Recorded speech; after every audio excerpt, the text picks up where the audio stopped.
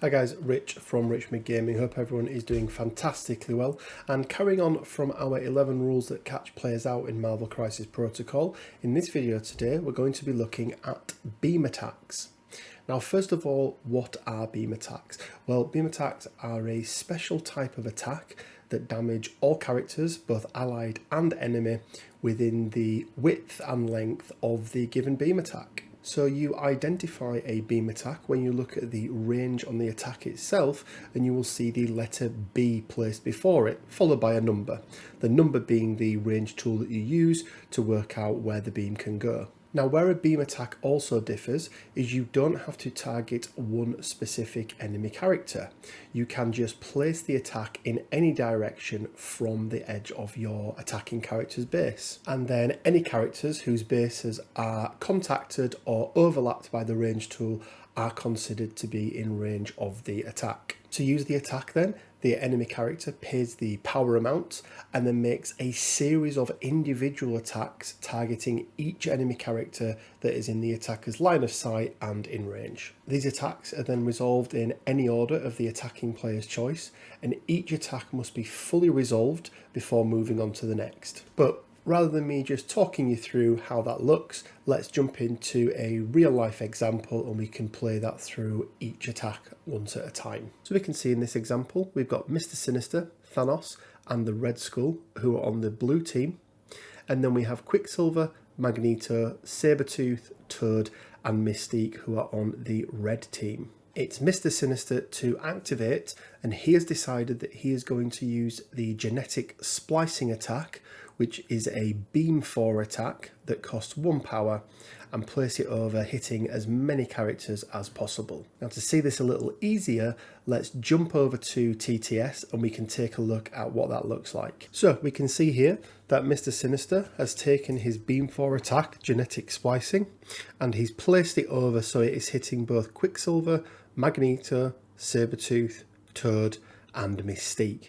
But as we can also see, it is hitting Thanos, who is on his team as well. So the first thing that we will do is resolve any damage on our own characters. And we can see that Thanos is under the base there. So even though he has the being of immeasurable power, this is not an enemy effect. Therefore, he cannot reduce that damage by 1 and will take 1 damage, but will not gain 1 power because once again it is not an enemy effect. The attacking player can now decide which order to resolve the 5 attacks in. The attacking player decides he's going to target Quicksilver first. However, Quicksilver uses the Can't Catch Me superpower, allowing him to advance small and take himself outside the line of sight of the attack. This part of the attack is now ended and Mr Sinister can move on to the next character. The attacking player then chooses to target Magneto with the attack next. However, for this attack, Thanos the Mad Titan is going to spend 2 power on Death's Decree, allowing Mr Sinister to roll 2 additional dice in his attack.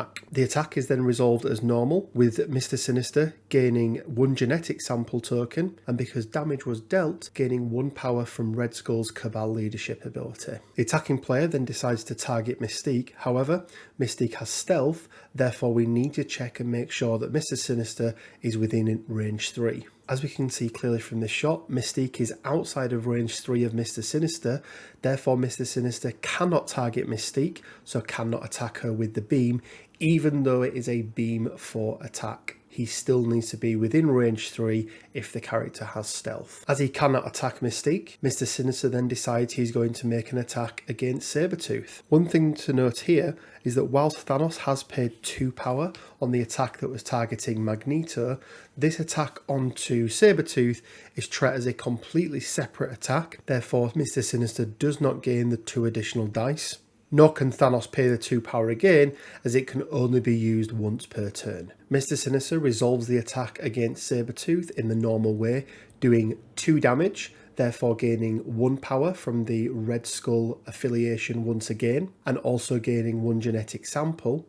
Sabertooth, however, has 2 superpowers that resolve at exactly the same time after an attack against him is resolved, that are Untamed Force allowing him to retaliate with a claw slash attack against his attacker, and aggressive that allows him to advance short. As Mr Sinister is outside of range 2 for the claw slash attack, Sabertooth chooses to use aggressive, advancing small towards his attacker. Now easily within range 2 of Mr Sinister, Sabertooth can perform his claw slash attack. He does so, causing enough damage against Mr Sinister to daze him, therefore ending his turn and meaning that Mr Sinister cannot complete his final attack against Toad. And there we are, guys. That is hopefully an example showing every possible scenario, at least every possible scenario I could think of when we are resolving beam attacks. Key things to remember are enemies that are caught in the beam also suffer 1 damage, but do not suffer any of the other effects that are caused by the beam attack. The beam attack itself targets no one specific enemy character, but the attacking player can place the beam attack in any direction from the attacking character's base. And then each attack is resolved in turn with normal rules applying. So things like Thanos' Death Decree can be added to any one of the attacks, but it's a one-time use. And the defending character can use any of their abilities as well, such as Quicksilver's Get Me Out of Here, Sabertooth's Aggressive, or indeed Mystique's Stealth, meaning in this example that Mr Sinister could not target her with an attack. Let me know down in the comments section below if this was useful. Let me know if there's any other rules of the game that people would like clarifying or seeing examples of. Sometimes it's easier to see in pictures rather than just words on a page. And remember, guys, that today is the last day for our giveaway in the month of June. Tomorrow I'll be making a video announcing the winner of that. So you've still got time to be in with a chance to win. All you need to do is make sure you are subscribed to the channel and you leave a comment down in the comment section below on this or any of my other videos that were released in the month of June. As always, it leaves me with just enough time to say stay well, keep safe, and until next time, bye for now.